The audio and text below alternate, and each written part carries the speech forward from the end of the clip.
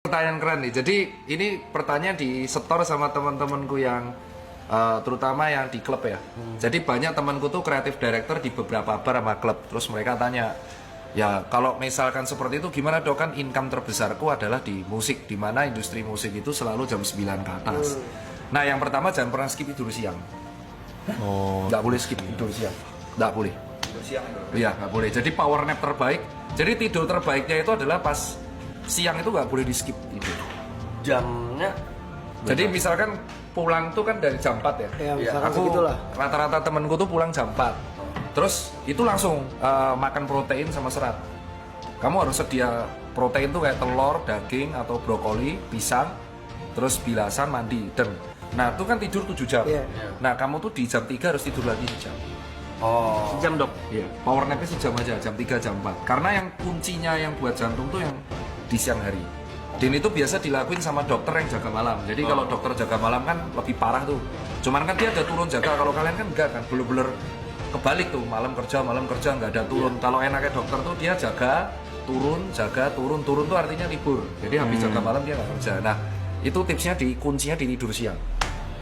Terus yang kedua, selama kamu tidur di pagi, itu kondisi kamar nggak boleh ada cahaya strain biru.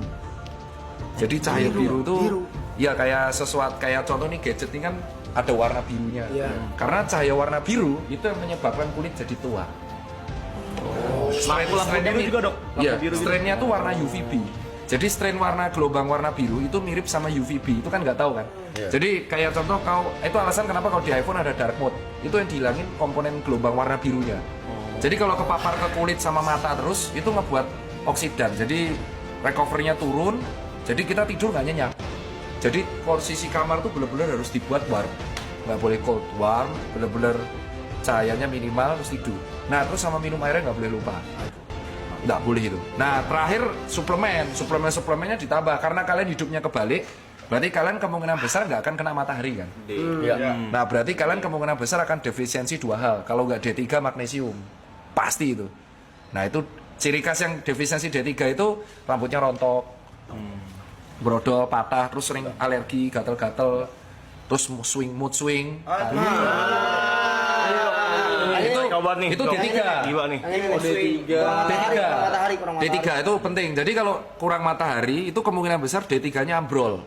Jadi itu harus kasih D3. Kurang. Tiga ini udah dicek itu bisa mengurangi walaupun tidak 100% impact buruk. Karena kan kalau aku nyuruh, wah kamu resign aja, wah nggak makan dong nanti. Ya. Jadi fairnya di situ. D3 ya. D3 yang 1000 intra unit itu clue-nya tuh kalau buat teman-teman. Belisin baru. Dok, tapi kalau misalnya ada kayak temen aku ada yang nggak suka tidur, itu kenapa ya dok? Nyabu ya? Nggak tahu ya, dia kayak Bisa jadi. Iya. Oh enggak tuh nanti nuduh malah digerebek. Enggak, kalau orang nggak bisa tidur tuh biasanya sudah gangguan mental, gangguan sleep, gangguan Terus tidur. aku kan sering Itu ada bilang- terapinya itu. aku sering bilangin kan, udah mau 40 kurang-kurang minum. 40 tuh siapa? Oh ini loh. Kamu tuh nyindirin. Kita nggak ngomong gitu lah. Kita nggak ngomong aja. Kita nggak nyebut nama lah. Mention dok. Ya. Tapi dia selalu counternya gini dok, gue udah medical check up aman semua, normal. Mau usah rotot dulu deh. Mana coba hasilnya? Coba hasil medical check up. Hasil. Jadi orang yang gangguan tidur itu hasilnya nggak akan kelihatan di medical check up. Oke.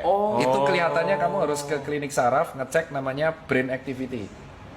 Jadi nanti kamu akan dicek ke dokter saraf. Beda. Jadi dia tuh nanti kepalanya kayak yang di film-film ditempel-tempel. Tempel-tempel. Nanti Oh, kelihatan iya. aktivitas sarafmu. Oh iya. Iya, jadi kalau di otak tuh unik ya. Jadi otak tuh mungkin ini biar teman-teman tahu kalau otak itu kalau gejala pada otak tuh beda banget sama organ yang lain. Nah, ini kita baca. Ini kaki. Nih, Ada banyak kan. Otaknya kena tuh. otak ini soal otak dulu ya. Ini tak gini dulu ya. Otak tuh adalah menurutku kalau di spesialis itu yang paling sulit bedah saraf. Jadi dokter spesialis menurutku ilmu paling sulit itu bedah saraf. Jadi yang ngurusin stroke, kalau orang kecelakaan.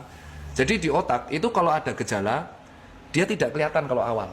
Karena dia masih kompensasi. Jadi misalkan ada benjolan, tumor itu, tetek bengek lah, dia nggak kelihatan. Bahkan contoh ada penyempitan pembuluh darah kecil itu rasanya cuma migrain.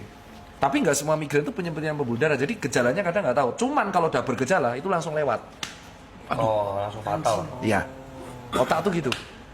Itu alasan kenapa dokter bedah saraf itu dokter yang kalau di Amerika Serikat bayarannya paling gila karena memang paling sulit. Jadi otak itu kalau ada masalah kecil-kecil dia tidak bergejala, tapi sekalinya bergejala itu langsung besar. Jadi misalnya ada pembuluh kecil di sini, terus kamu migrainnya nggak hilang-hilang nih. Wah, sucuk migrain. Tapi kalau ditunjuk migrainmu di mana? Di sini dok, bisa ditunjuk, tapi 4 hari nggak hilang. Nah itu bisa jadi ada gejala penyempitan pembuluh darah. Penyempitan tok, nggak sampai stroke. Nah terus tiba-tiba dia lagi mandi, atau dia lagi stres, bad mood, marah-marah, hilang dah. Nah itu udah pecah berarti. Hilang mati maksudnya. Langsung lewat, Iya, ya, lewat. meninggal. Lewat.